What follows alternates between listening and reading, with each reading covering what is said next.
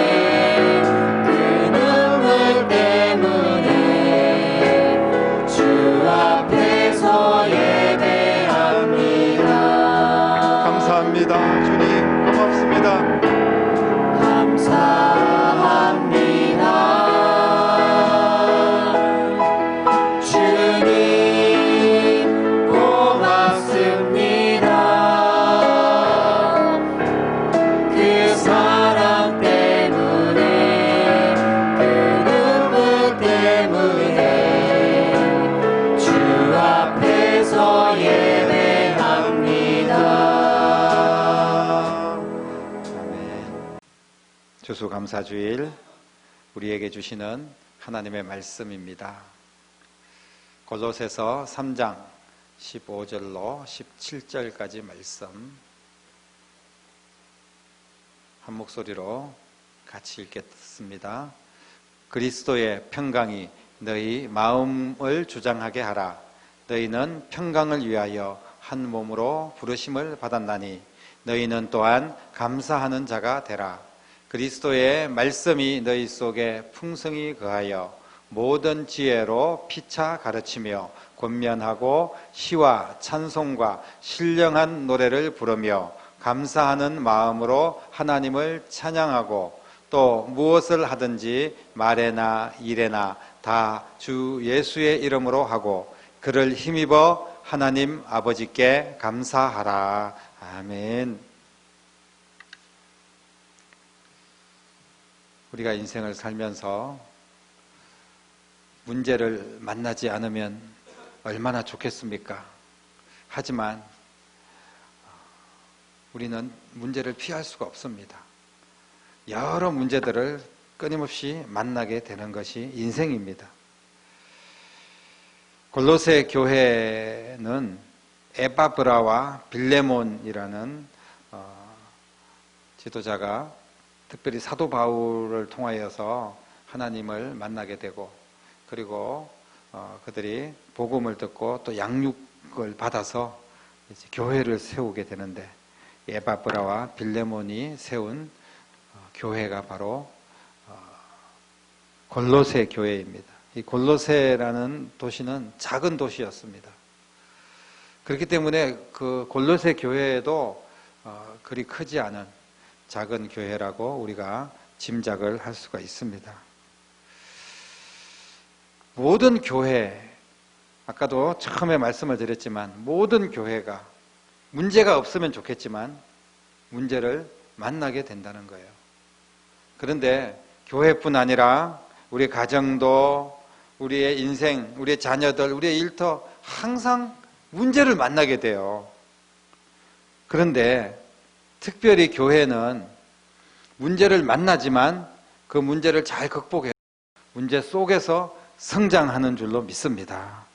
문제를 피할 수가 없다면 그 문제를 해결할 수 있는 방법을 빨리 찾아서 문제를 해결을 해야 됩니다.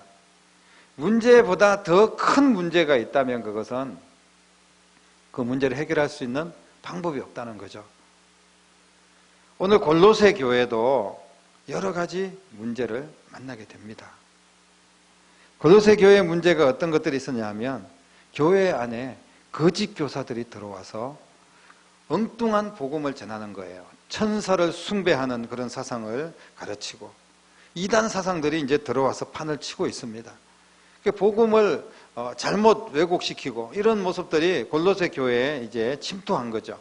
그래서 굉장히 혼란을 겪게 되는, 그러면서 이제 성도들이 서로 분쟁을 하고 싸우는 그런 일들이 발생을 합니다. 엄청나게 큰 문제가 생기게 된 겁니다.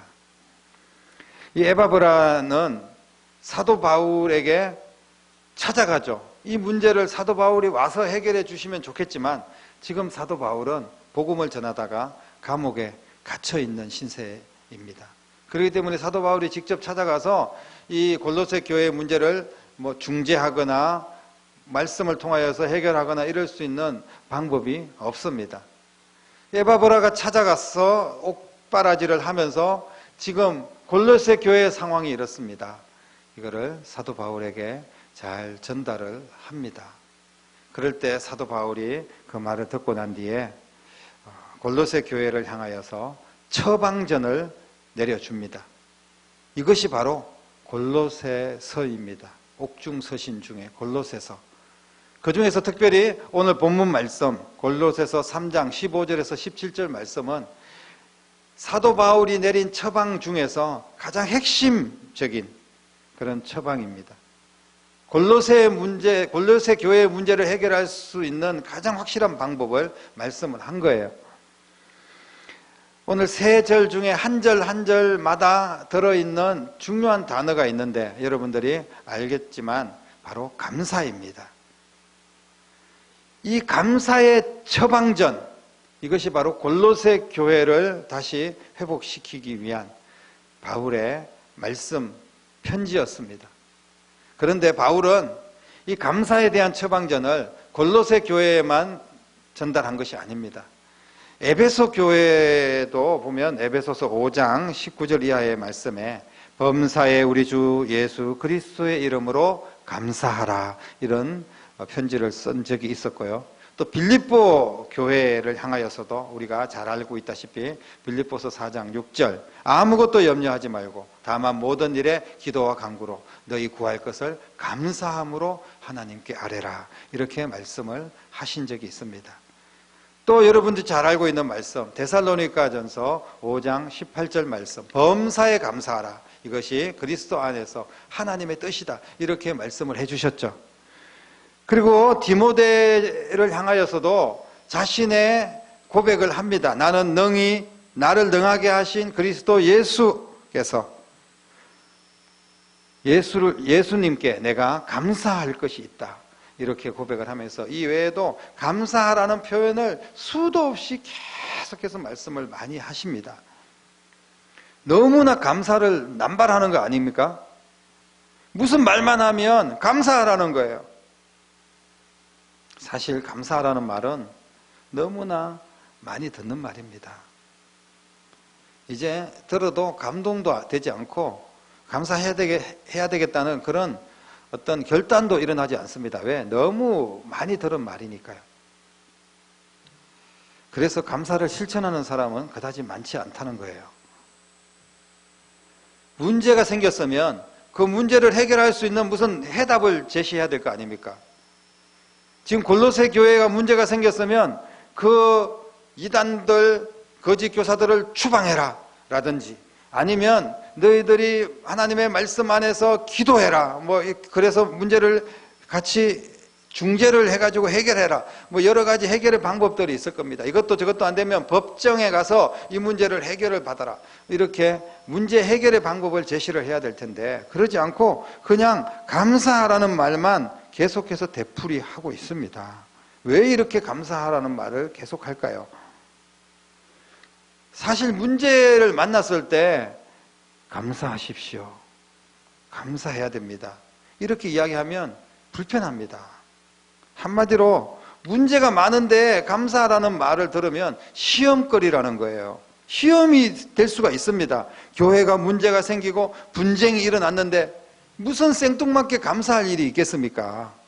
집안이 힘들어지고 직장에 문제가 생기고 질병이 찾아오고 코로나로 어두운 터널을 지금 우리가 지나가고 있는데, 이렇게 문제가 내 인생에 차고 넘치는데 감사하라는 말이 무슨 말입니까? 웬만해야지 감사를 하든지 말든지 할 거 아니겠습니까? 너무 힘든데 어떻게 감사할 수 있습니까? 원망과 불평이 차고 넘쳐도 시원치 않습니다. 이렇게 아프고 힘들고 고통스러운데 내게는 감사하라는 말은 너무나 사치스러운 말입니다. 이렇게 충분히 말할 수 있을 겁니다.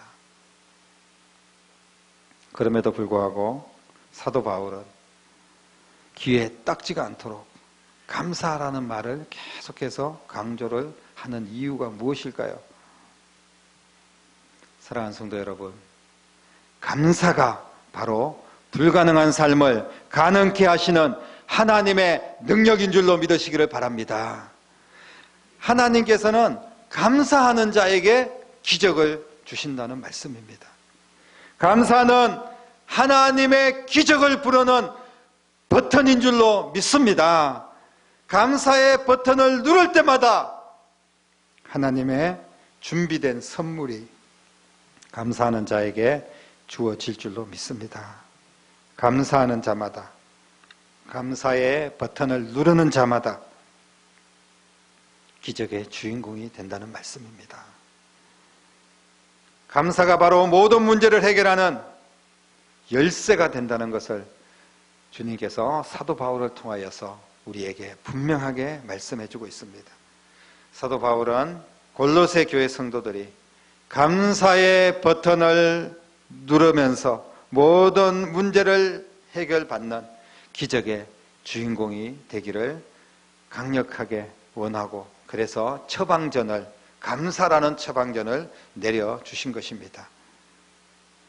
사랑하는 성도 여러분, 하나님은 하나님의 자녀들이 평안하고 그리고 모든 문제를 해결받고 일어나기를 원하십니다. 하나님께서는 건강하고 형통한 삶을 성도들이 살기를 원하고 계세요. 그 비결이 바로 감사라고 오늘 우리에게 말씀하시는 줄로 믿으시기를 바랍니다. 감사의 버튼을 누르기만 하면, 감사의 버튼을 누를 수만 있다면 그리스도 안에서 여러분에게 평안을 주실 줄로 믿으시기를 바랍니다. 모든 문제의 원인을 찾아가 보면 결국은 염려와 걱정이 그 뒤에 숨어 있습니다. 마음의 걱정과 근심이 가득하기 때문에 문제를 이길 수가 없는 겁니다. 오히려 그 근심과 걱정으로 인하여서 문제는 더 커질 수밖에 없어요. 평안을 잃은 자, 이런 사람들은 다른 사람들에게도, 그리고 자신의 어떤 일들에 대해서도 불편하고 힘들 수밖에 없습니다. 내가 평안하지 못하기 때문에요, 모든 것이 다 귀찮고 힘듭니다. 내가 좋을 때는 웬만한 사람들이 시험거리들이 있어도 다 웃어 넘길 수 있고 또 용서할 수 있고, 그런데 내가 너무 힘들면 조그마한 일 가운데서도 화가 나고 그리고 불평이 생기고 그런 거 아니겠습니까? 한 청년이 극심한 우울증과 자살 충동으로 힘든 나날을 보내고 있었는데요, 그러던 중에 뇌종양이라는 정말 청천벽력 같은 그런 상황을 맞게 됩니다. 모든 것이 무너져 내리는 정말 절망적인 극단의 상황을 맞이하게 된 거죠. 이런 절망적인 상황에서 이 청년은 아무것도 보이지가 않았습니다. 그런데 몇 년이 지난 후에 이 청년이 모든 사람들에게 희망을 주는 멘토로 변화가 되었습니다.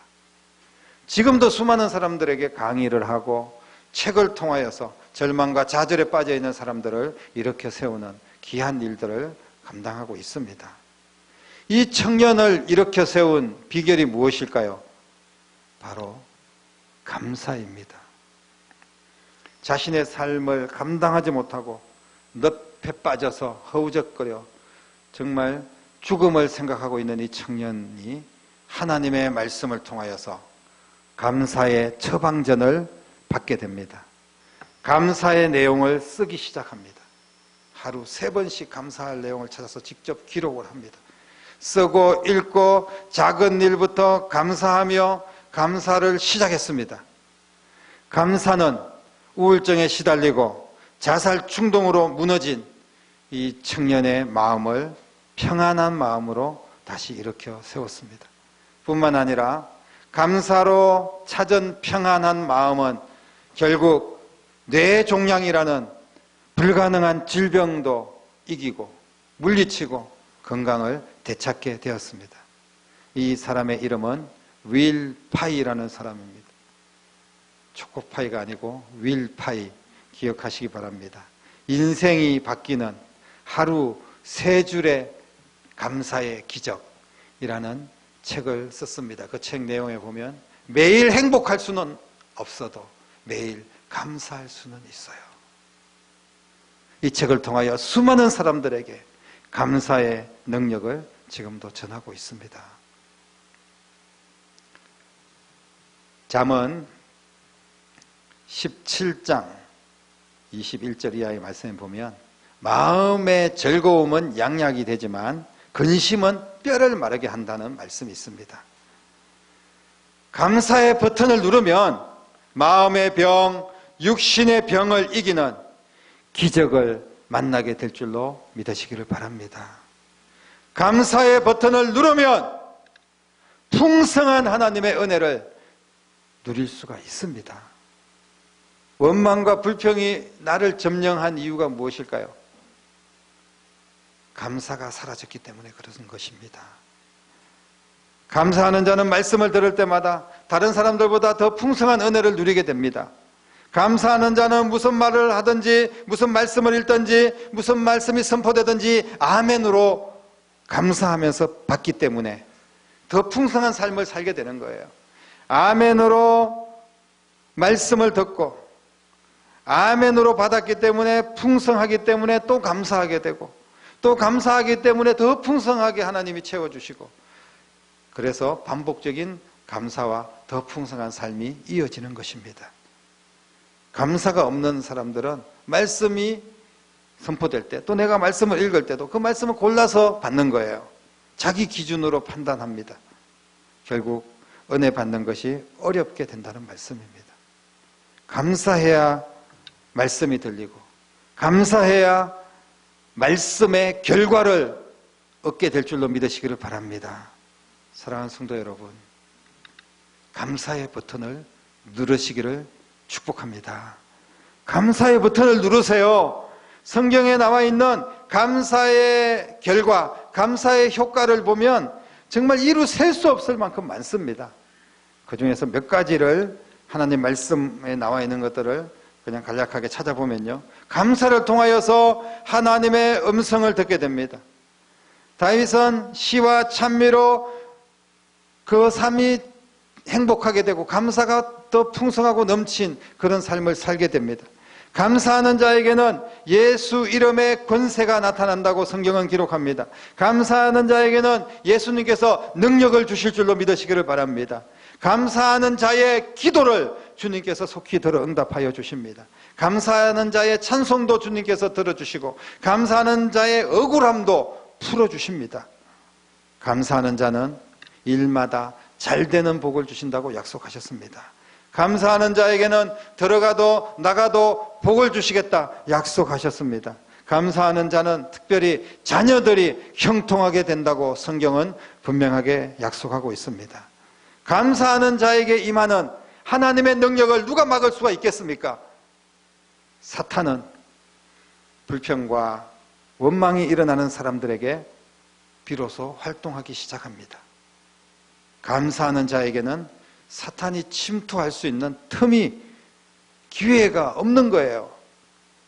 감사하면 사탄 마귀의 권세를 이길 수 있을 뿐 아니라 하나님의 풍성한 은혜를 날마다 누릴 수 있는 줄로 믿습니다.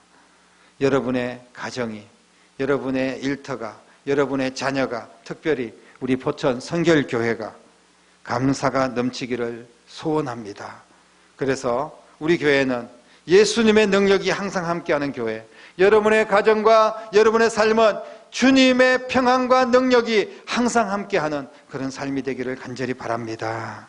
사랑하는 성도 여러분, 지금 혹시 여러분의 감사의 버튼 고장나 있지는 않습니까? 탈무드에 보면 가장 지혜로운 사람은 배우는 사람이고 가장 행복한 사람은 감사하는 사람이다, 이런 말이 있습니다. 감사하는 자는 감사의 조건이 계속해서 더 풍성하게 될 줄로 믿습니다. 혹시나 고장난 감사의 버튼이라면 다시 고쳐서 그 감사의 버튼을 새롭게 누르는 여러분 될 수 있기를 축복합니다. 인생에는 세 종류의 사람이 있다고 합니다. 어떤 경우에도 감사를 모르는 사람, 감사할 일이 있을 때만 감사하는 사람, 어떤 경우에도 감사할 줄 아는 사람, 이렇게 세 종류의 사람이 있다고 합니다. 나는 어떤 종류의 사람입니까? 감사의 버튼은 매일매일 기적을 만들 것입니다.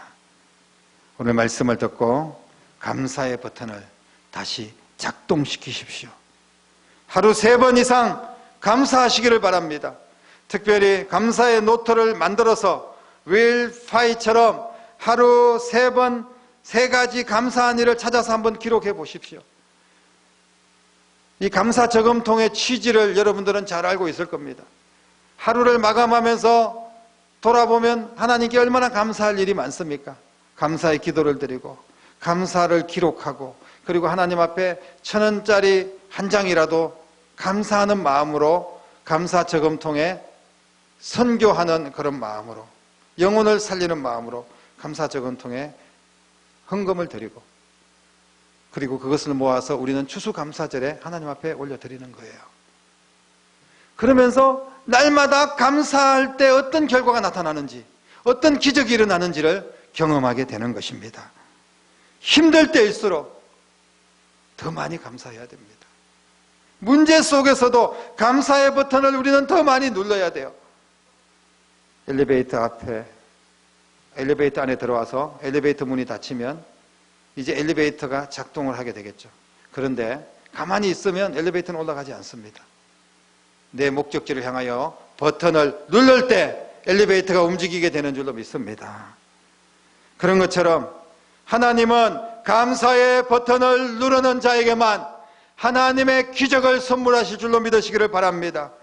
여러분, 코로나가 아픕니다. 그러나 코로나 때문에 감사하시기를 바랍니다. 주변을 돌아보십시오. 하나님께서 우리에게 주신 건강과 평안을 감사하십시오. 그리고 때로는 우리에게 여러 가지 형제들 때문에, 자녀들 때문에 힘들고 어려운 일이 있을지도 모릅니다. 그러나 그런 일들 때문에 오히려 감사하십시오. 먹을 수 있어서 감사하고, 아프지만 이만하기를 감사하고, 건강하면 건강 주셔서 감사하고, 모든 것에 감사할 수 있는 여러분 될 수 있기를 축복합니다. 기적을 부르는 감사의 버튼을 날마다 눌러서 모든 문제를 해결받으시고 더 큰 감사의 조건이 여러분 삶 속에 차고 넘치기를 주님의 이름으로 간절히 축원합니다.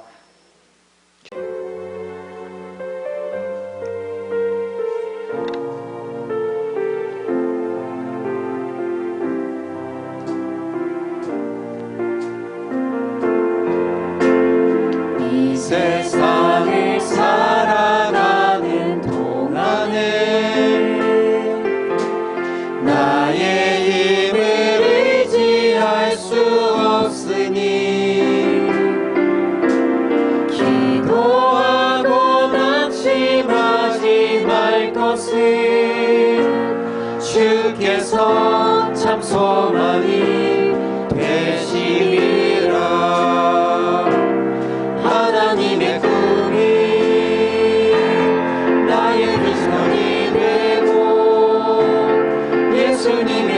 성품이 나의 인격이 되고 성령님의 권능이 나의 능력이 되길 원하고 바라고 기도합니다.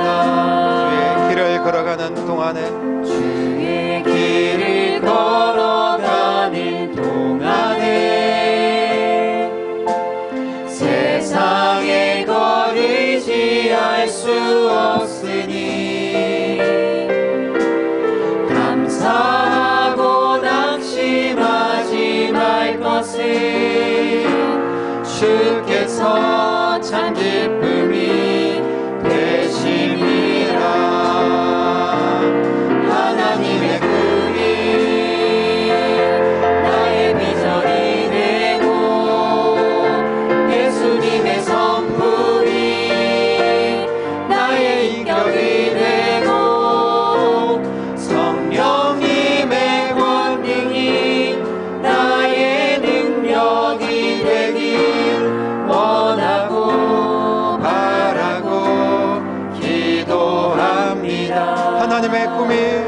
하나님의 꿈이 나의 비전이 되고 예수님의 성품이 나의 인격이 되고 성령님의 권능이 나의 능력이 되길 원하고 바라고 기도합니다.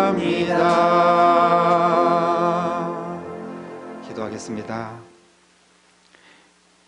이제는 우리 주님 예수 그리스도의 은혜와 하나님 아버지의 무한하신 사랑하심과 성령님의 감화 감동 충만 역사 인도하심이 오늘 추수감사주일 예배를 드리며 말씀을 듣고 일생 동안 감사의 버튼을 누르며 기적을 날마다 경험하기로 다짐하며 나아가는 사랑하는 모든 성도들과 우리의 가정과 자녀들과 일터와 교회와 이 나라와 민족 위에 이제부터 영원토록 함께 계시기를 간절히 축원하옵나이다. 아멘.